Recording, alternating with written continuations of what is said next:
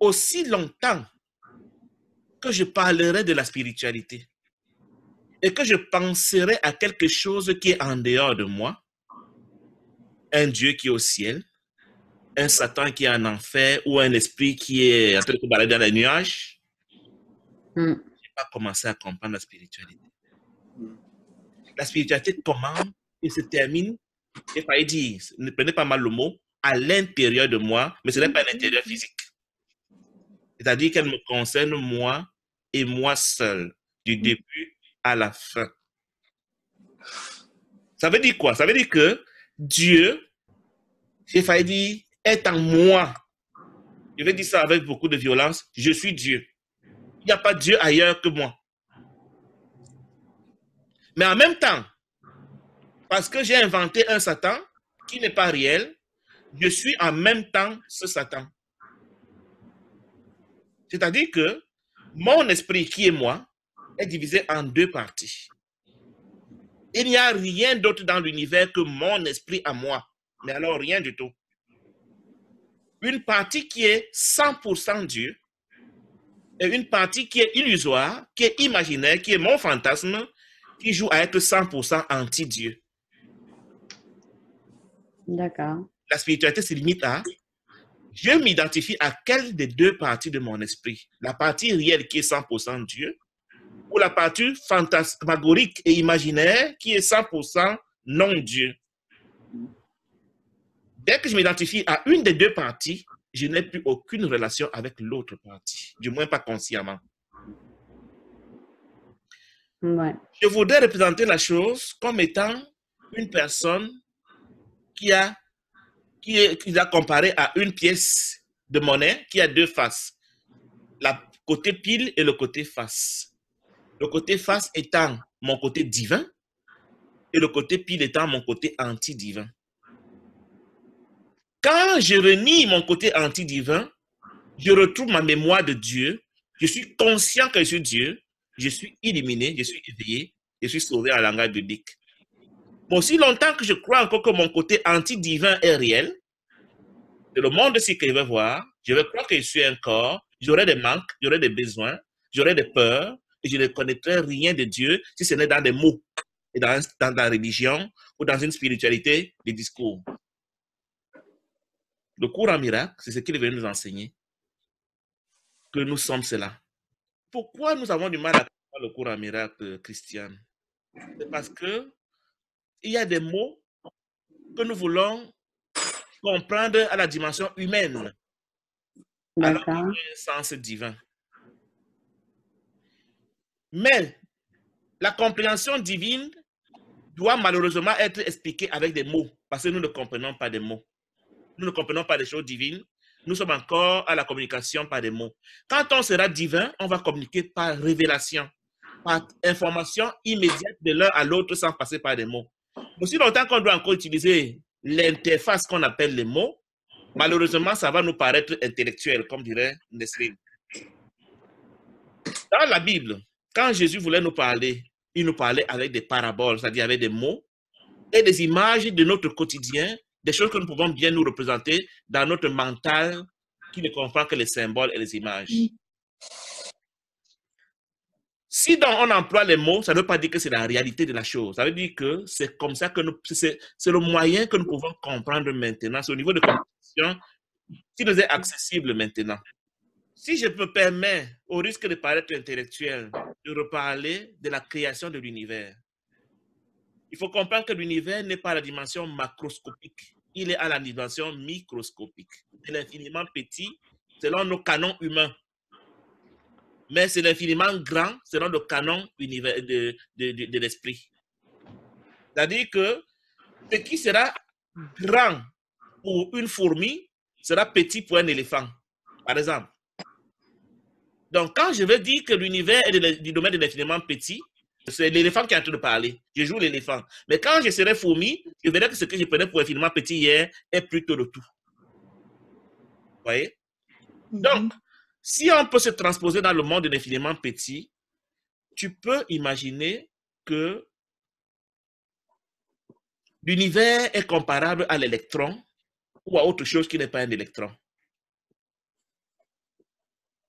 L'univers est comparable à une particule minuscule selon nos canons actuels. Il faut savoir nommer. Cette particule au ciel s'appelle le pur esprit. Pour pur, parfait esprit, cette particule divine, que certains appellent en spiritualité la lumière, l'étincelle divine qui est en nous. Et il y a l'antiparticule qui s'appelle l'électron, si on peut le dire ainsi. L'électron ou l'énergie. Donc, il y a eu au départ, et personne ne peut dire d'où elle vient, un pur esprit qui est là. On admet qu'il est là dès le départ et qu'on ne veut pas savoir d'où il vient et qu'il a créé parce qu'il est la source de tout. Ce pur esprit qui pour toi peut paraître petit maintenant, elle, c'est qu'il y a de plus grand et qui remplit tout l'univers. Il s'appelle Dieu. Ce pur esprit remplit tout l'univers, mais a décidé de se diviser lui-même en donnant tout son patrimoine génétique à ses sous-divisions. La première sous-division s'appelle, il s'est divisé une seule fois, s'appelle le Christ. Il est devenu 2 sous-cellules, si je me permets l'expression, qui sont Dieu et le Christ. Fin de la division. Maintenant, pour ceux qui font des expériences de mort imminente ou de sortie astrale, je ne sais pas si Christian en a une expérience, il se dit que quand ils sortent de leur corps, ces gens, ils sont un avec le mur, un avec la table, un avec tout. C'est-à-dire qu'ils occupent le même espace que la matière. Et c'est vrai. C'est-à-dire que même comme le pur esprit s'est divisé apparemment, il est tellement fusionnel que les deux parties occupent le même espace imaginaire selon notre compréhension. Donc les deux sont le tout. Les deux sont parfaitement identiques. La seule différence, c'est que le Père a créé le Fils, mais le Fils n'a pas créé le Père. C'est ça qui... Le Père, comme lui ne connaît que l'unité, a arrêté sa partition, sa division. On appelle ça l'extension à ce niveau. Mais il a dit au Fils, Fils, de même que je me suis divisé pour te créer, je te permets de te diviser aussi pour créer tes frères. Mais divise, comme j'étais divisé, c'est-à-dire en conservant tout le patrimoine, ils doivent être exactement toi comme tu es exactement moi. Et ils doivent occuper le même espace entre guillemets que toi et moi, c'est-à-dire que pour qu'on nous distingue, il faut faire fort. On doit être un à jamais. Et le Fils, qui s'appelle le Christ, a obéi. Il a donc créé Nesrine, Christiane, Robert, Guy, Marie-Louise et tous les autres, mais dans l'extension parfaite de lui-même, telle que la fusion est telle que il n'y a que notre mental pour vouloir voir une différence entre eux.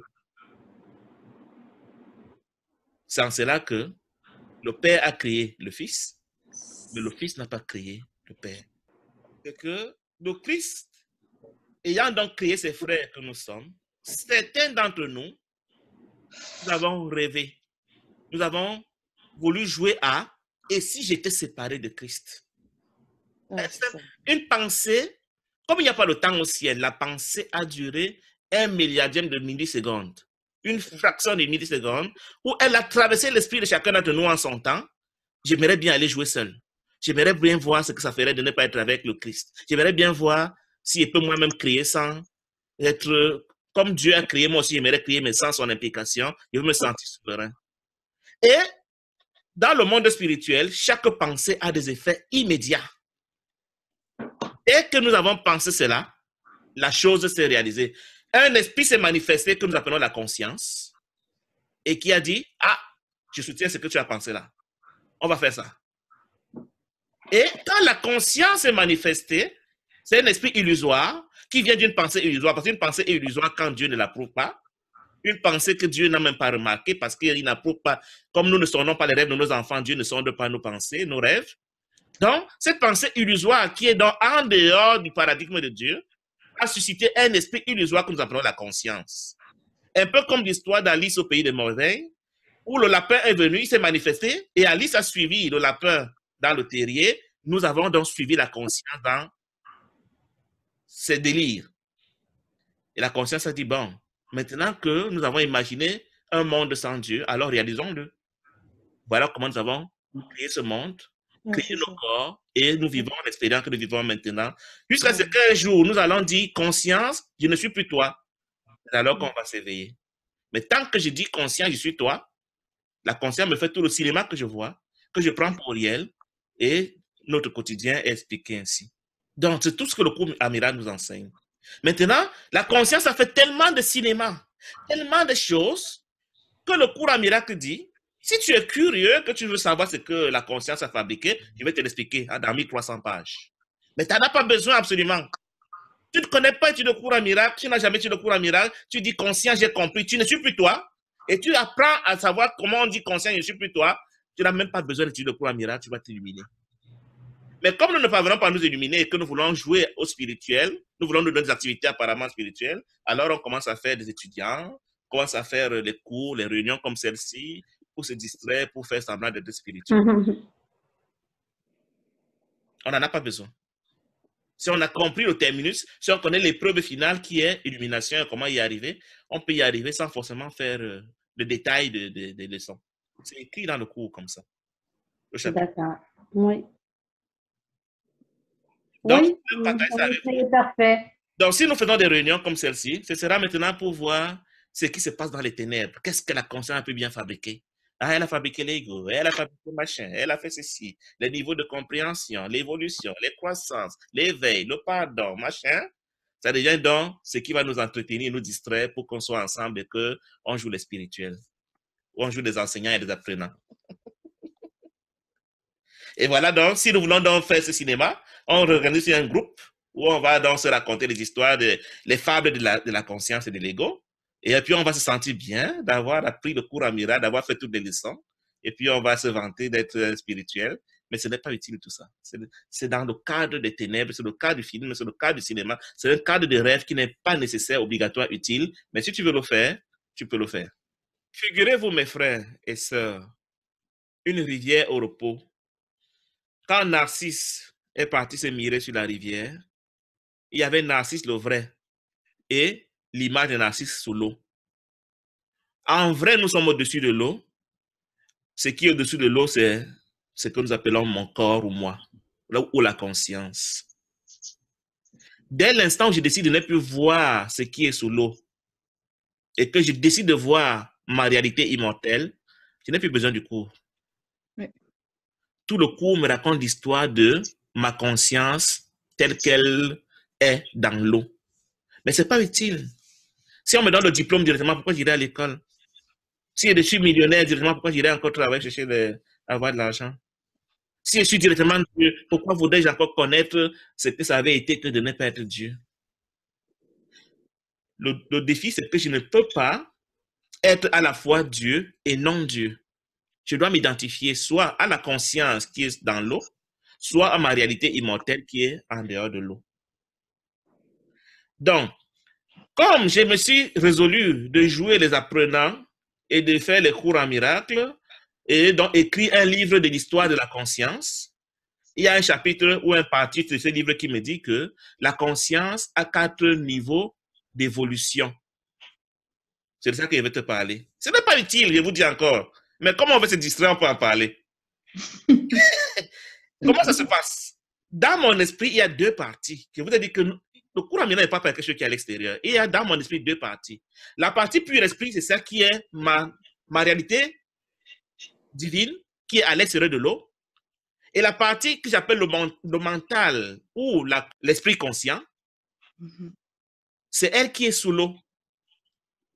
Et l'esprit conscient est il a une partie que j'appelle sa mémoire, qui est le subconscient. Tout ça, c'est des divisions illusoires. Je vous dis, tout ce qui est dans l'eau, vraiment, on en parle pour parler, mais c'est vraiment des fables. C'est un film d'horreur qu'on a imaginé. Donc, dans l'eau, là, tu as donc l'esprit conscient qu'on appelle le mental, et qui s'est fait une mémoire qui s'appelle le subconscient, et qui s'est fait dans des yeux qui s'appellent la conscience. Donc, la conscience joue à être moi dans l'eau, alors que moi, je suis le Christ en dehors de l'eau. Et l'enseignement du cours me dit que la conscience a décidé de faire semblant de vouloir grandir, évoluer, progresser, jusqu'à redevenir le Christ. Et j'ai dit, OK, je vais me mettre à l'école du cours amiral pour grandir, évoluer, pour redevenir le Christ, pour être illuminé. C'est ça que quand les gens disent souvent, il n'y a rien à chercher. Il n'y a plus. Ils sont en train de dire, tu n'es pas obligé de passer par le processus d'évolution de la conscience. Tu peux directement, si tu sais comment y arriver, décider d'ignorer la conscience et tu es directement le Christ. Ça paraît trop simple. Mais il faut aimer ce qui est difficile.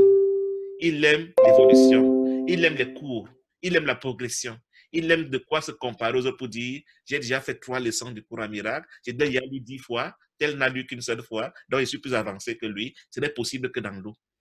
Donc, comme nous avons choisi de passer par la méthode de la progression, le cinéma, la distraction, le jeu, le cours m'enseigne que, puisque tu as choisi la méthode progressive, il y a des étapes par lesquelles tu vas passer. Premièrement, quand tu nais dans le monde, tu ne connais que le monde, tes parents ne connaissent que le monde, tu ne connais rien d'autre. Il appelle ça, tu as une perception fausse. Oui. Il appelle ça la perception fausse ou la dualité. Tu es dualiste 100%. Tu es même contre l'unité. Quand on te parle d'unité, ça t'énerve. Tu prends ça pour de la folie. Tu dis de la perdition. C'est la dualité qui est réelle. Il y a Dieu et Satan. Il y a le ciel et l'enfer. Il y a moi et il y a toi. Nous sommes séparés. Chacun est une menace pour l'autre. On doit se combattre, sinon tu veux me tromper. Bref, tu crois vraiment en la séparation. Et puis le cours te dit que ça s'appelle dans le cours la perception fausse. C'est-à-dire que tu vois avec tes yeux physiques au travers de ton mental qui ne connaît que l'ego. C'est ça la perception fausse. Je répète, tu vois avec tes yeux physiques au travers de ton mental qui ne connaît que l'ego. À un moment donné, avec l'aide du Saint-Esprit, selon ton script, parce qu'il y a un script de ton réveil qui a été déjà prévu, tu vas commencer à te demander, mais est-ce que c'est comme on m'a enseigné là, c'est vrai? Comment se fait-il que le musulman qui est né en Arabie Saoudite ou à Mafin, au Pakistan, ne soit pas sauvé parce que lui, il n'est pas né chrétien, et on m'a dit qu'il n'y a que les chrétiens qui sont sauvés? Pourquoi est-ce que le bouddhiste ne serait pas sauvé parce que ses parents étaient bouddhistes? Qu'est-ce que tu as fait pour mériter ça?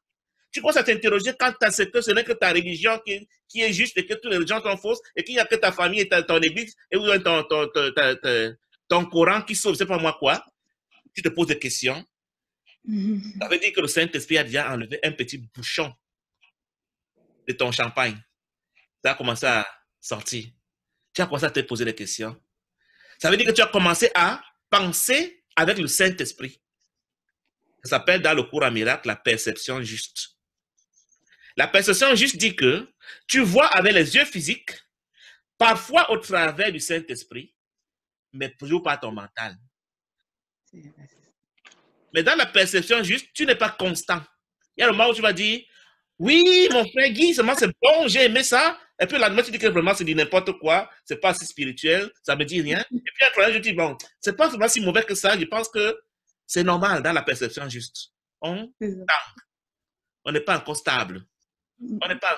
On lutte encore avec l'ancien paradigme qui nous conduisait.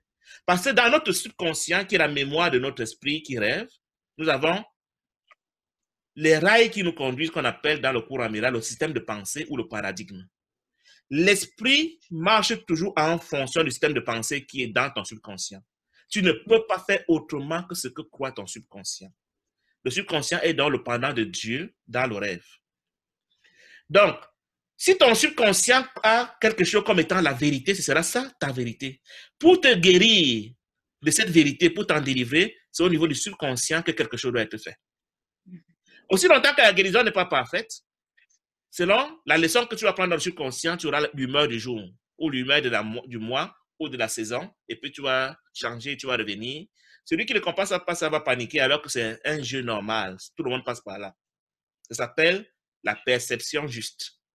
Tu es en chemin. Même si tu crois que tu n'es pas en chemin, tu es en chemin et tu es en train d'avancer vers le réveil. À mesure donc que tu vas avancer vers le réveil, c'est-à-dire que tu vas apprendre à pardonner à tous tes frères, en passant, pourquoi est-ce que tu n'as pas encore la perception juste? Parce que tu n'as pas encore accepté que tous les hommes sont Christ. Tu crois encore, même si tu ne l'avoues pas, que le bouddhiste ne peut pas être sauvé, que le franc-maçon ne peut pas être sauvé, que le pédophile ne peut pas aller au ciel, que le musulman ne peut... Non, tu crois encore cela quelque part dans ton subconscient, même si tu prétends le contraire. C'est ça qui fait que tu ne peux pas encore t'illuminer. Mais à mesure que ton esprit va s'ouvrir et que tu vas commencer à être capable d'embrasser le Hitler, Ben Laden, Sarkozy, le musulman, le bouddhiste, et que tu vois tout le monde comme étant ton frère, un jour, tu ne sauras plus voir les différences de genre, de race, de taille, de porte-monnaie, je sais pas moi, de fonction. Tu vas seulement voir tout le monde comme étant toi. Ça s'appelle dans le cours la perception innocente. Parce que tout le monde est toi, tu n'as plus peur de personne. L'image que j'ai reçue, c'est une maman en train de jouer avec son enfant dans le parc. On a vu des expériences comme ça sur YouTube. La maman est distraite, quelqu'un vient faire semblant d'enlever l'enfant. L'enfant suit la personne sans se poser de questions. L'enfant de 2-3 ans. Hein. Viens, je vais te donner des bonbons, viens, je vais te montrer quelque chose. L'enfant ne dit même pas au revoir à sa maman. Il suit. Pourquoi? Parce que l'enfant est innocent. Parce que l'enfant croit que tous les hommes sont bons et qu'il ne croit pas au mal. C'est ça la perception innocente. C'est ça qu'on appelle donc l'éveil. Tu es éveillé quand tu es devenu tellement innocent que tu ne peux que te confier qu'en Dieu. Tu ne soupçonnes plus personne d'aucun mal. Tu ne peux même pas t'imaginer que le mal est réel. Oui, tu verras le brigand, le prostitué, le bandit, le criminel, le dictateur, mais tu comprendras que c'est sa face enténébrée qui est en train de jouer. Mais lui, tu le vois dans la dimension qui est au-dessus de l'eau. C'est ça la perception innocente. Et quand tu as fini, quand tu es dans cette étape de l'éveil, il te reste une seule et dernière étape, dit le cours, parce que tu as choisi le mode progression par étape. La dernière étape s'appelle l'illumination. Dans l'illumination, le mental n'intervient plus jamais dans ton système de pensée. Le mental n'existe plus pour toi. Les yeux physiques ne te servent plus à rien. Tu vois en direct à partir du pur esprit qui est ta partie qui est divine. Et à ce niveau, tout est permis et tout est possible. Tu peux apparaître et disparaître, tu peux l'éviter. Tout ce que tu veux, tu peux le faire. Mais ça ne veut pas dire qu'à ce niveau, tu ne peux plus être malade. Au contraire, même si tu es malade à ce niveau, tu ne fais même pas des efforts pour guérir ce corps parce que le corps ne te transmet plus ses douleurs. C'est-à-dire que tu ne ressens plus la douleur physique. Et les gens qui auront pitié pour dire, mais comment est-ce que Nessim peut avoir le cancer, la douleur, machin? Tu ne sais pas de quoi il parle. Vous dites, mais c'est pas Nessim ça, de quoi vous parlez? Je suis pas ça. Je suis pas cette chose qui doit être moi. Donc, même quand ton script va prévoir que tu sois malade pendant que tu es illuminé, ce sera pour que tu enseignes à tes frères que le corps n'est rien. Ça s'appelle l'illumination. Et dans cet état d'illumination, où tu n'as plus de douleur physique, où tu peux apparaître et disparaître, où le monde n'existe plus pour toi, l'univers n'existe plus pour toi et le corps n'est plus toi, à ta dernière mort, tu ne reviendras plus jamais. Tu es parti au ciel. C'est un processus. Mais on est obligé de passer par toutes ces étapes. Les génies spirituels catchent la pensée, pardonnent tout de suite et sont illuminés en une seule vie. C'est-à-dire qu'ils c'est s'identifier à leur occurrence qui est sous l'eau, ils sont leur occurrence qui est au-dessus de l'eau, immédiatement. Mais ils ne sont pas nombreux dans une génération. Ils sont trop peu nombreux. La plupart d'entre nous, on va faire des vies et des vies pour en arriver là. C'est pour ça que le cours en miracle, pas le cours en miracle, Gary Renard, semble-t-il, est l'apôtre Thomas de l'époque, il y a 2000 ans, mais qui n'est pas encore illuminé. Et je ne suis pas sûr qu'il y ait le seul qui ne soit pas encore illuminé parmi les 12 apôtres. Donc, voilà le choix que nous avons fait de jouer les étudiants progressifs pour arriver quelque part où nous sommes déjà, pour peu qu'on choisisse de s'éveiller tout de suite. Le mental ne connaît pas que l'ego. Il y a à la perception fausse, le mental ne connaît que l'ego. Mais à la perception juste, le mental connaît l'ego et le Saint-Esprit. Mais il tangue entre les deux. Oui. C'est la perception juste. C'est ça que les gens appellent la foi. Une foi primaire. Aujourd'hui, j'ai la foi et demain, je n'ai pas de foi. Aujourd'hui, c'est bon et demain, ce n'est pas bon. Selon que j'ai communiqué, j'ai flirté avec l'un ou l'autre. J'ai écouté l'un ou l'autre. Alors, c'est là qu'il faut faire le choix. C'est là qu'il faut faire le choix et ce n'est que là. À l'éveil, On n'a plus de choix à faire, mais on est encore vulnérable. Parce que le mental n'a pas encore abdiqué. À l'illumination, tu ne cours plus aucun risque. Le mental a déjà abdiqué. Il est venu se soumettre au pur esprit. Le mental a déjà lâché tout. Et du coup, la conscience même n'existe plus. Tu n'as plus une conscience d'individualité. Tu n'es plus un individu séparé. Mais à l'éveil, tu es encore fragile. Tu dois encore être alerte, vigilant, attentionné. Sinon, tu peux encore être frappé. Mais tu es moins exposé à la chute que quand tu es dans la perception juste, où là, c'est vraiment du 50-50, on tombe chaque jour, on se relève plusieurs fois. C'est ce que la Bible dit, mon juste se lève, tombe cette fois, se lève cette fois. C'est la perception juste. Au niveau de l'éveil, c'est comme l'illumination, seulement que tu fonctionnes encore avec le mental. Le mental est encore là. Tu ne fonctionnes pas avec lui, mais il est encore là et il te guette. Et il peut encore te surprendre à l'éveil. Mais à l'illumination, tu as déjà vaincu le monde. Tu as vaincu le mental. Le monde, c'est le mental. Quand David parle du monde, quand le Coran Mira parle du monde, c'est le mental. Nous avons vu que le mental a 3 phases dans lesquelles il peut encore nous frapper. La perception fausse, la perception juste et la perception innocente. Mais quand on arrive à l'illumination, il est vaincu. Il ne peut plus rien. Il s'est déjà soumis. Et la conscience est désactivée. Je ne suis plus une entité séparée des autres. Je deviens de tout. Même si les gens croient que j'ai encore un corps qui joue à être moi, il n'est plus moi, même s'il semble être là. Le monde, c'est le mental. Le mental, c'est ce que je vois. Le mental te montre ce que tu vois. Le mental projette ce que tu vois. Mais le monde, comme nous avons dit que la spiritualité concerne l'intérieur, le monde n'est pas l'extérieur. Le monde, c'est mon esprit qui croit à l'extérieur. OK.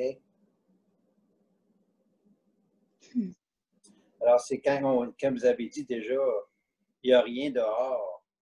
Ça veut dire que tout est dans ma pensée. C'est ça. Tout est dans mon esprit, pas dans ma pensée, c'est dans mon esprit. Mon esprit peut, lui, il émet des pensées. Maintenant, ces pensées doivent être interprétées. Quand la pensée vient de mon esprit, qui est un générateur de pensées parce qu'il est créateur, la pensée est un esprit. Donc, mon esprit se divise en créant des pensées. Vous voyez? Quand on parle d'extension, c'est tout simplement que un esprit crée une pensée.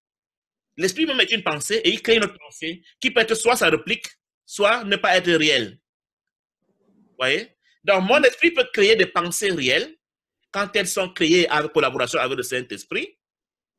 Alors, elles sont des pensées véridiques qui vont faire des choses qui vont être pour mon héritage céleste.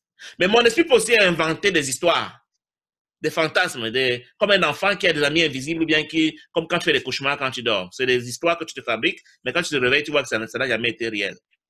Quand mon esprit fabrique une pensée illusoire, ça produit des choses illusoires.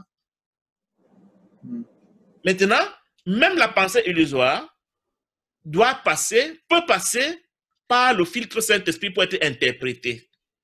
C'est-à-dire que si je laisse aller l'esprit à son délire, la pensée illusoire va faire ce qu'elle doit faire. Mais dans l'instant saint, je dis Saint-Esprit, interprète-moi cette pensée. Est-ce qu'elle est admissible? Il te dit, c'est vrai qu'à le premier niveau, tu la comprends comme ceci, mais comme on peut retourner les espions, nous pouvons retourner cette pensée pour qu'elle soit comprise comme cela, au service de ton éveil. Par exemple, quand mon esprit a dit, faisons le monde pour que le monde nous convainc de ce que le monde est réel et que nous sommes séparés, au moment de la pensée juste, j'ai dit au Saint-Esprit, qu'est-ce que tu penses de ce monde? Il me dit, bon, utilisons ce monde pour ton éveil en disant que le monde n'est pas réel. Ne disons pas qu'il n'est pas là, il existe, mais disons qu'il n'est pas réel. Et du coup, ça va t'aider plutôt à ne plus croire que le monde est réel au lieu de le nier. Donc, c'est une question d'interprétation. Ce n'est pas une question de négation, mais de réinterprétation selon l'autre paradigme. Il n'est pas réel, mais toujours visible. Il est là, il existe, mais il n'est pas réel. Du coup, ce que l'ego a fait pour me faire croire que je suis séparé me sert pour me faire comprendre que je ne suis pas séparé. Le rêve joyeux, c'est tout simplement quand je peux me rendre compte de ce que le monde n'est pas réel. Donc, c'est au niveau de l'esprit juste. C'est-à-dire, j'ai compris que Dieu ne juge personne. J'ai compris que je n'ai de compte à rendre à personne. Je peux faire tout ce que je veux. Du coup, je rêve, Mais je suis joyeux. Je n'ai plus peur de la punition de Dieu. Quand tu n'es pas encore délivré, quand tu es encore dans la perception fausse, même si tu ne l'avoues pas, le sexe est impur. Il y a des aliments qui sont impurs. Il y a des comportements qui ne sont pas dignes de Dieu. Il y a des choses que tu ne dois pas regarder. Il y a des paroles vraiment que tu es un enfant de Dieu ne doit pas dire. Tu as des interdits que tu te mets qui ont ceci que ils fabriquent en toi de la culpabilité, de l'indignité qui va te traquer des vies et des vies durant. Quand tu décèdes, tu fais l'expérience de tes interdits. Tu t'étais interdit de faire telle chose et tu l'as fait. Alors, tu mérites punition et tu trouves cette punition. Tu es puni par quelque chose qui dit tu as fait ce que toi-même tu avais dit que ce n'est pas digne de toi. Quand tu as compris qu'il n'y a pas un Dieu qui va te punir derrière et que tu ne te culpabilises plus pour quoi que ce soit, quand tu décéderas, tu n'auras de compte à rendre à personne, si ce n'est à ta conscience à qui tu as dit je n'ai rien fait de mal. Dans cela que le rêve joyeux te prépare à avoir un entrevie entre deux vies qui sera nettement meilleur que si tu étais plein de culpabilité. Donc, c'est une phase où tu commences à défaire la culpabilité qui remplit ton esprit. La culpabilité, je pourrais dire consciente, mais aussi la culpabilité inconsciente que le Saint-Esprit va défaire. Tu peux imaginer que tu n'es pas de compte à rendre, parce que souvent nous ne faisons pas certaines choses parce qu'on a peur de Dieu. On te dit qu'il n'y a pas de Dieu à qui tu vas rendre compte. C'est un peu comme des enfants qui apprennent que papa ne reviendra pas avant un mois. Mais ils vont monter sur les tables, sauter sur le lit, sortir et revenir quand ils veulent. C'est la fête. Et le jour que papa est là, tout le monde rentre encore dans sa coquille. Et finalement, en t'entendant, Guy, oui, on dirait que la plus grande croyance et la plus grande illusion, ça reste celle de la séparation. Mais c'est la seule, pas la plus grande. La seule qui a... La seule. Dès que tu en es guéri, dès que le fleuve n'est plus un miroir où tu peux voir une image de toi sur le fleuve, tu ne peux plus rien voir d'autre que toi, il n'y a plus d'eux. La séparation, c'est quoi? Qu'il y a un toit au-dessus de l'eau et l'autre au-dessus de l'eau. Il est question que celui qui est au-dessus de l'eau disparaisse.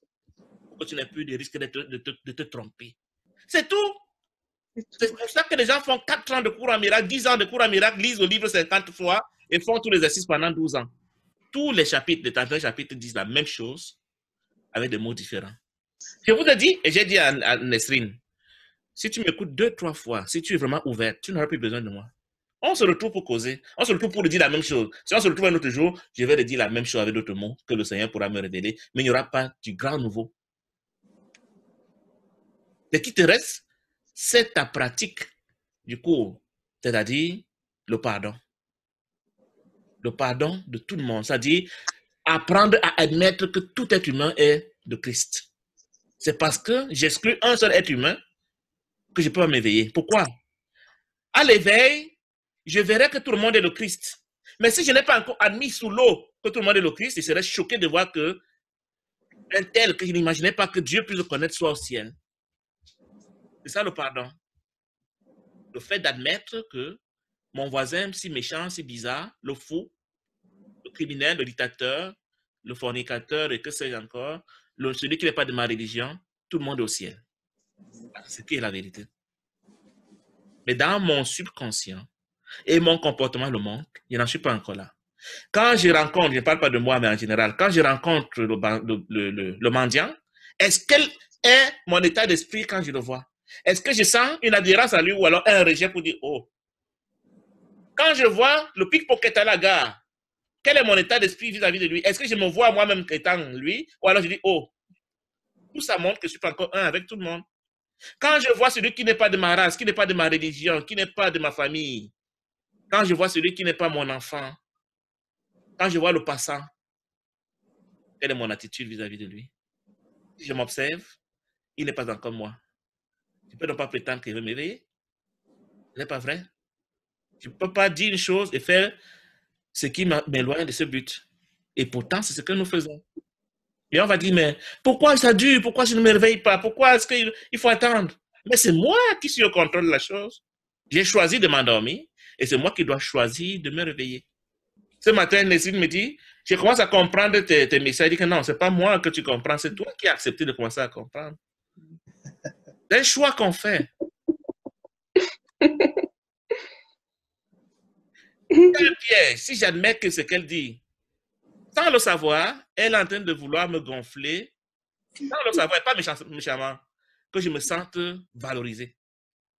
Je me protège en lui renvoyant la balle pour dire que je n'ai aucun mérite dans ce que tu es en train de dire, et c'est vrai.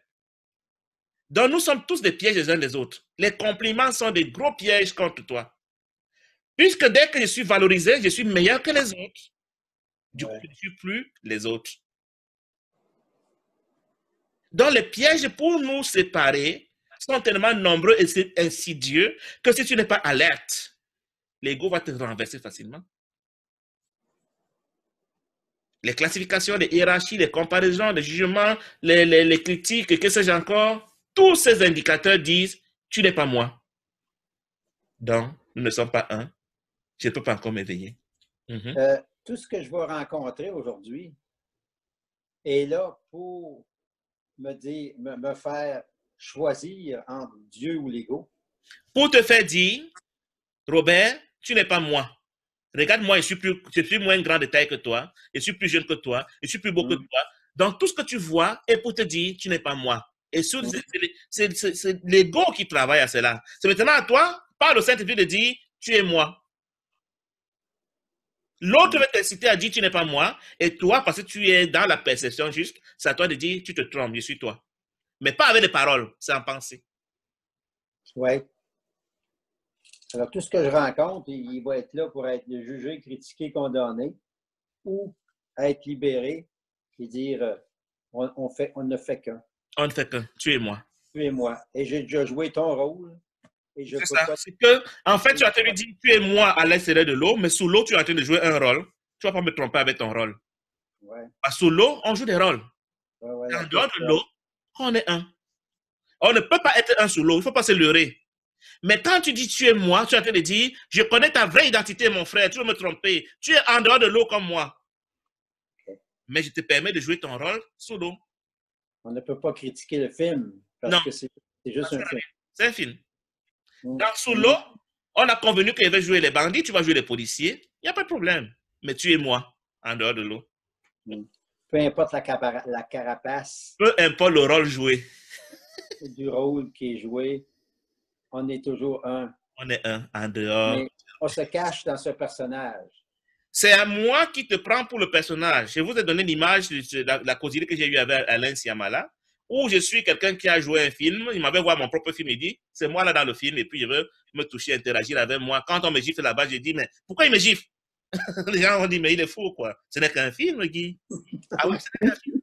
Pourtant, je croyais que c'est moi.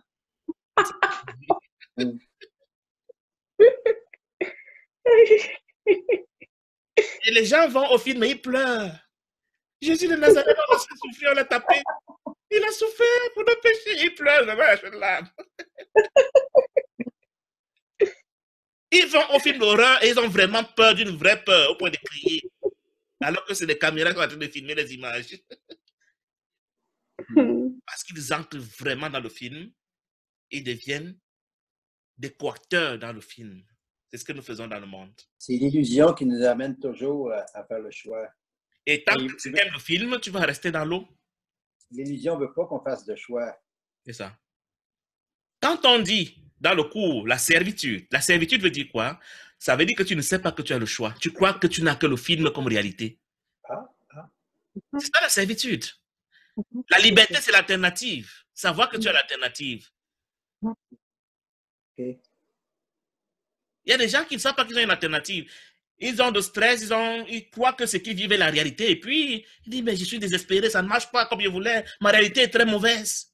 On dit, mais c'est pas toi, ce n'est que le rôle. Il dit, non, non, c'est ma réalité. Ma vie ne vaut pas la peine, je vais me suicider. Mais ce n'est pas toi. Mais bon, si son script avait prévu que dans le script du rêve, il va se suicider, il n'a qu'à le faire, mais ça ne change rien à sa réalité qui est au ciel. Alors, si je te dis que quand tu vas voir un tsunami qui va tuer 50 000 personnes, ce n'est qu'un rôle. Mais si tu te mets dans l'émotion de « Oh Seigneur, qu'est-ce qui se passe? Pourquoi ?» Tu es en train d'entrer dans le film et l'ego avec. Ça ne changera jamais. Peu importe l'horreur que tu vois.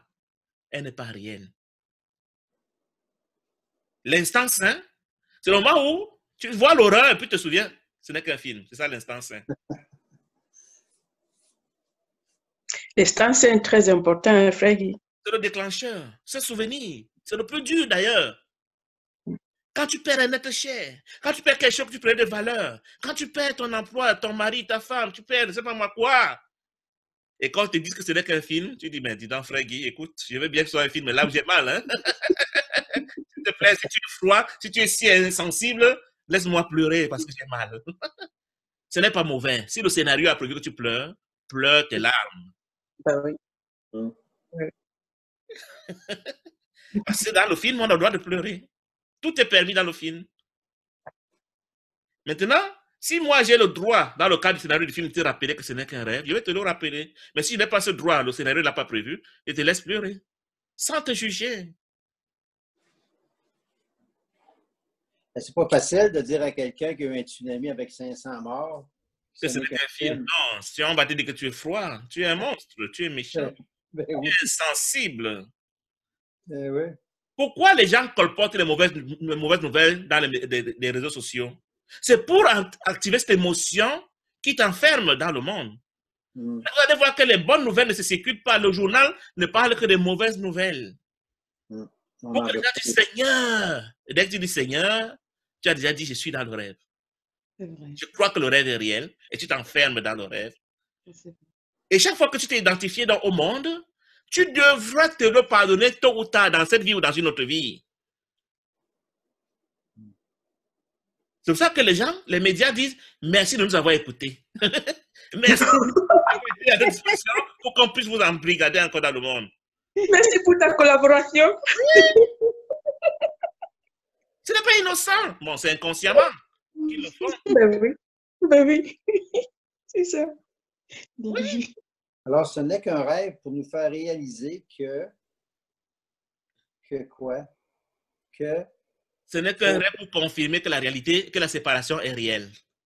Alors, le but, c'est que je crois toujours que le personnage qui est sous l'eau est réel, c'est tout. Et le but, c'est de retourner à Dieu.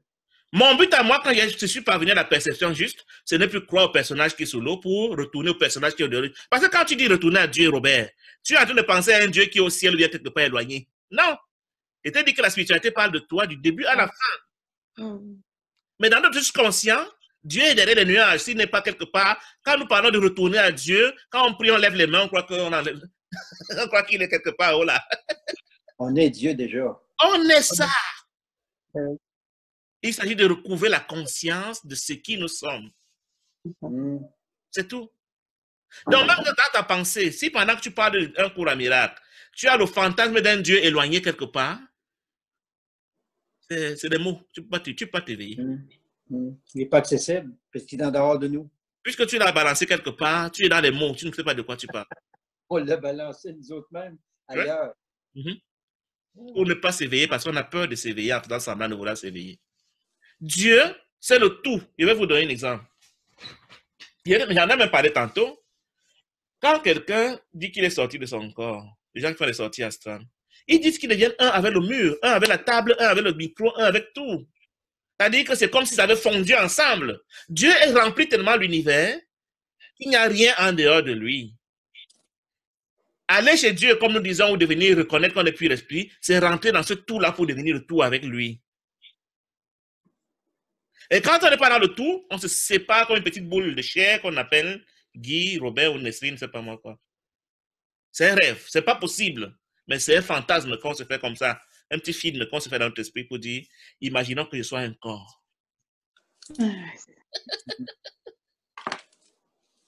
Et on se prend pour ce corps, et quand les gens insultent ce corps, et il m'a insulté. Mais c'est pas toi. Ça n'existe pas.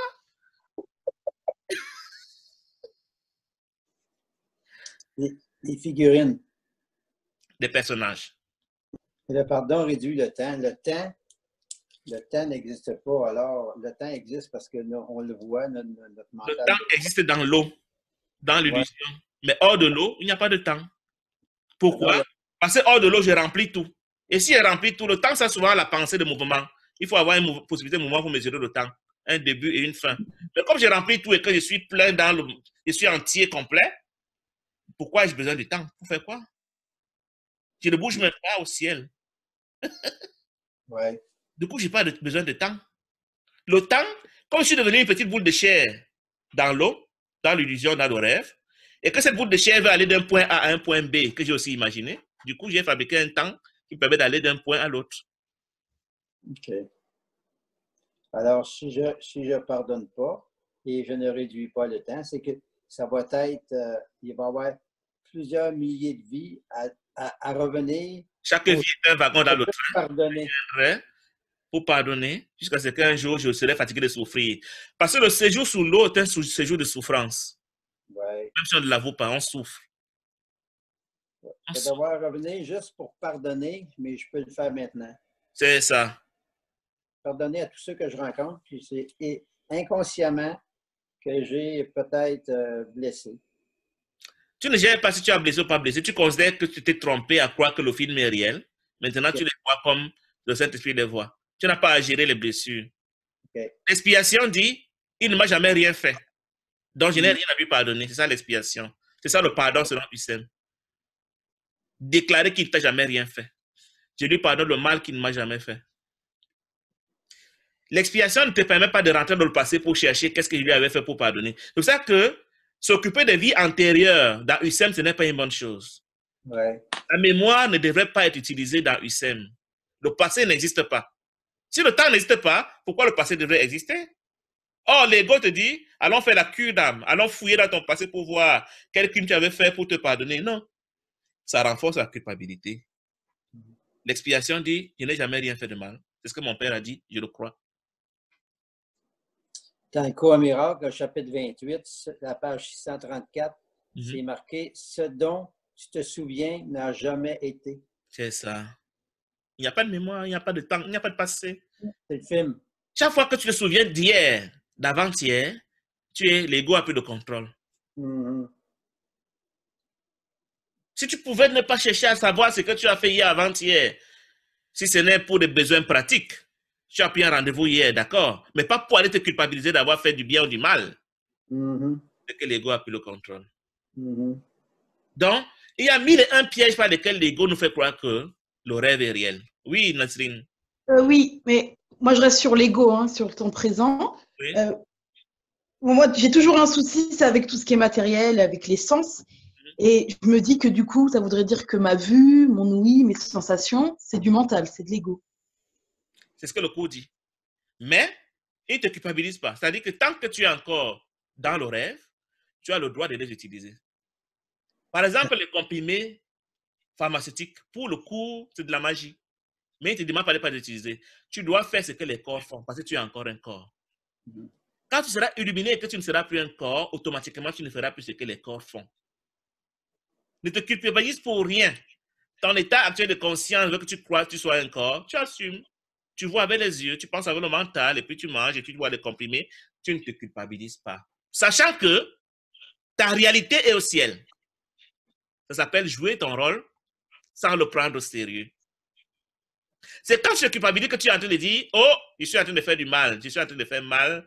Du coup, tu te condamnes à rester encore dans le monde. C'est ça la liberté, le rêve joyeux dont parlait Marie-Louise. Faire, tout faire, sachant que ce n'est pas toi qui fais. Le corps ne fait rien. C'est tes pensées qui déterminent ce que tu seras, ce qui va se passer. Le corps ne fait rien, il n'a jamais rien fait. C'est ce que tu penses que le corps a fait qui détermine ton sort. C'est la liberté.